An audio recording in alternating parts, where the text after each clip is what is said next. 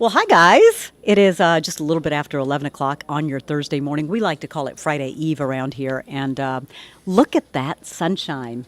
Isn't that pretty? Don't let it fool you, because if you have not stepped outside today, maybe you're just streaming us, sitting at home.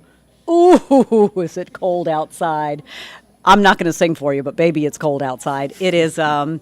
It was 29 degrees when I left home in Cherokee County this morning, and Ella Dorsey in the First Alert Weather Center was telling us this morning that they actually broke records in some places. It got down to like 24, 23 degrees. We haven't had those kind of temperatures in quite some time in those areas in a long, long time if they're breaking records.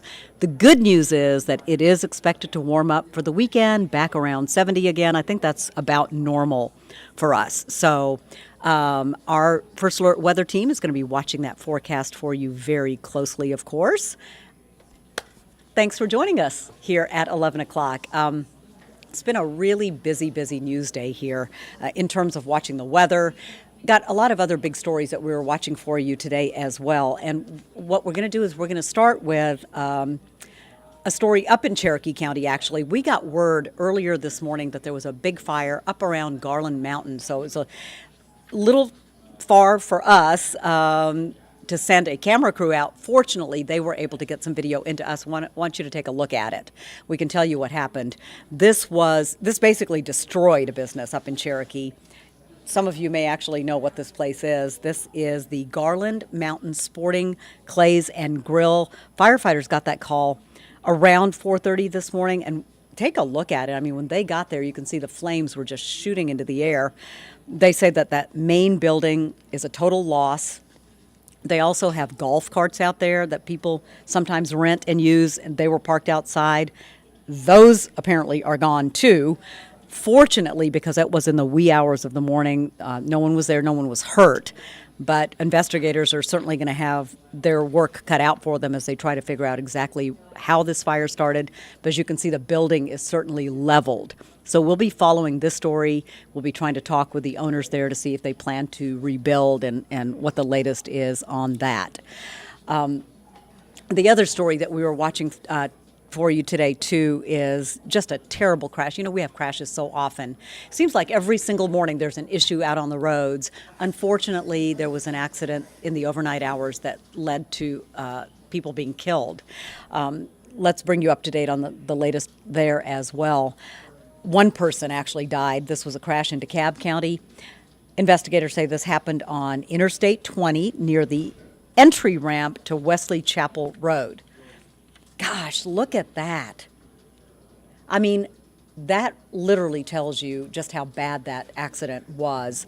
The call came in just around 1 o'clock this morning. Several lanes were closed there on the interstate for several hours. They did reopen in the early morning hours today. But again, unfortunately, this involved an 18-wheeler, and there was one fatality in this accident, unfortunately. Staying in DeKalb County, a gas station worker was just literally terrorized. He was trying to do his job. It really started out apparently as a robbery attempt that turned into arson. That's at least what fire investigators are telling us. This was at a Texaco. That Texaco was closed early this morning, as you would imagine, after what happened here. All of this started around 2 o'clock in the morning when there was a fellow working there at the Texaco, and he was back in an enclosure when he says two men came in. They demanded that he get out of the enclosure. He refused to do that. And when he refused to do that, one of the men, he says, threw something that looked like fuel and started a fire. And that's when that man did have a fire extinguisher, and he was able to call 911, call firefighters. He also called his wife, and here's what she had to say about that. I think we have that sound. Okay, if we don't have that sound, we can tell you that she got this frantic phone call. She said she was just kind of getting settled down. She was getting in the shower. The phone was ringing. She said he was panicked, and she said she just grabbed her keys and literally just ran to that gas station. And as you can imagine, her relief to know that he was certainly okay, but firefighters and investigators think that there might be some surveillance video of the suspects in this situation. They're hoping that if they can get that, they can get those images out to you, and we'll certainly share that with you when we find out what that is. And if somebody knows something, then perhaps you can give authorities a call, and we can get to the bottom of what happened here. Want to talk a little sports? How about that? The Texas Rangers have done it. They have won their first World Series in that franchise's history, more than 60 years. They defeated the Arizona Diamondbacks. The final score was 5-0. It came in Game 5 of the 2023 World Series. So now only 5 teams, in Major League Baseball have yet to win a World Series. Can you guess what they are? The Colorado Rockies. They're a fairly new team. I mean, they've been around for a while, but new compared to a lot of others. The Milwaukee Brewers. Excuse me. I've been kind of fighting off the crud, so excuse me. The Milwaukee Brewers, the Seattle Mariners, the Tampa Bay Rays, and the San Diego Padres. So there you go, little sports trivia for you. We always like to claim Sir Elton John here in Atlanta. He hasn't actually lived here in a long time, but we love him and we claim him. He has had a condo here for many, many years, and that condo has sold. Let's check it out. There it is.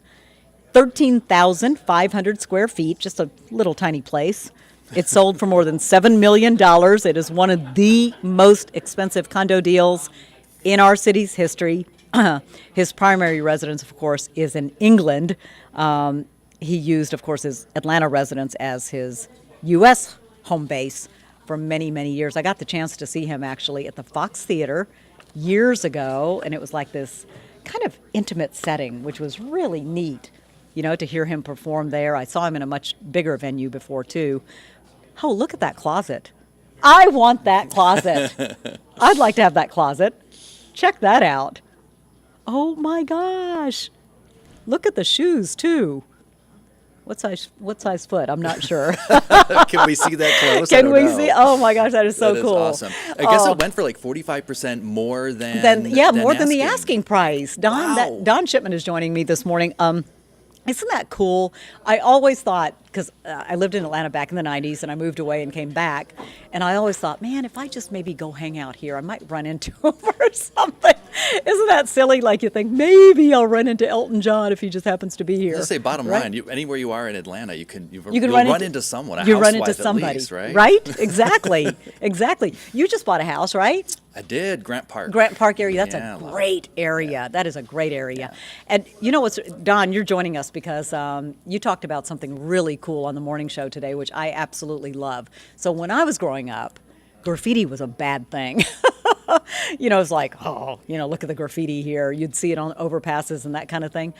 It kind of got a bad rap back in the day, don't you think? I mean, I think it did, yes. Yeah? And it still does to a degree, but there's been this shift over the last maybe 20, 30 years. Right. We call it graffiti art, or we call it, what is it we were calling it this morning? Style writing. Style writing, yeah. And I love that term. Right. You're a style writer, right? Can we take a look at some of it? Yeah, let's take a look. Okay. So this right here is on the south side. It's along the Beltline down there. And it's near Pittsburgh Yards. It's an underpass. Okay. It's under the overpass from 75-85, and for decades, graffiti artists have gone there to basically paint, and you're looking at some of the stuff right here. Well, this coming weekend, with the Beltline's help, they've all come together for a graffiti jam. And we have like legendary graffiti artists or style writers who are going to be participating in this, upwards of 25. I chatted with Dr. Dax. Okay, a lot of people may know who he is. Of the Dungeon family. But he is going to be, basically it's a performance in many respects, because the general public can come and go for a walk down the Beltline in this area on the south side or on the west side over where Lee and White is, and you can watch these graffiti artists at work and see what it's like, how they put together these works of art. That is really cool. So it's just kind of become a thing? I mean, is it like there's a group of people that's what they do? Well, I mean, yes. I mean, when I was talking with Dr. Dax, he was saying that back in the 80s, it was more underground. 90s, it was underground. And then more and more graffiti artists have been coming about. And it's not just people from here in Atlanta, but Right. graffiti artists from around the world converging on Atlanta and really using Atlanta as a canvas. And the thing is, he said there's a difference between your general graffiti artist who's maybe doing graffiti on the side of a building and just spray painting. They take into account what does the area look like. Maybe it's a dilapidated building and it's an eyesore. Right. And they try to find a way to turn that into art. Okay, quick question. This just popped into my head. Do they have to get permission to be able to do that, or do they just like go do it in the dark of night? You know. So this is all. This is all this weekend. It's legit. all, it's all legit. I guess, right? Okay. But I mean, it depends on your perspective on all of this, right? Okay. I mean, I think there's an element of this where. Going in maybe in the dark of night, I guess. I don't even know when this happens, but he said that like that underpass there that we were looking at over under the 7585, you're looking at it again right here. Right. Back in the day, in the 80s and 90s, they were trying to make sure that the police wouldn't find them doing that. But today it's much more acceptable. Right. So yeah. I don't know, there's this weird It says like please line. respect the art by not writing on it. You Exactly. know? So you're right, because some of it, there's a big difference between like what is disrespectful and maybe even vulgar and that kind of thing. Exactly. And this. Exactly. This really is This art. is beautifying the area. Right. And it's allowing artists in the area to express themselves. And so there is a little bit of a difference. And there is this fine line, and we can sit here and probably debate what that line is when you cross it and when you don't. You know what I mean? Right. I find that very fascinating. Yep. And that's a wonderful debate to have. Okay. But this weekend, you get to kind of see these guys in action. Awesome. And there's going to be music, too, involved, because they're celebrating the 50th anniversary of hip-hop. Hip-hop. Okay. Yeah. And the weekend's supposed to be really pretty, especially considering the, temperatures we've had. You want to give us a sneak peek at anything you're working on for the next day or two? Okay, so on Monday, we're going to be, so you know how we've been talking a lot about Halloween and everything? Yes. And we got all the candy. So I'm actually going to be chatting with the executive chef of the Slutty Vegan on Monday. Okay. And he has some tips on how to have a healthy breakfast, specifically for the kids. Got it. We're talking about those sugary cereals. Yep. We should steer clear of those, and we should start thinking about other things. And he has some great tips for us. And I thought it'd be a great opportunity because we ate all the candy from Halloween. I love it. We packed it away. Packed it I mean? away. So gave let's start thinking healthy. Yes. All right. Look forward to it. Thank you much, Okay. Don. Appreciate it. And again, thank you. You can check out that art this weekend that Don was talking about. Do whatever else you want because it's going to be absolutely beautiful.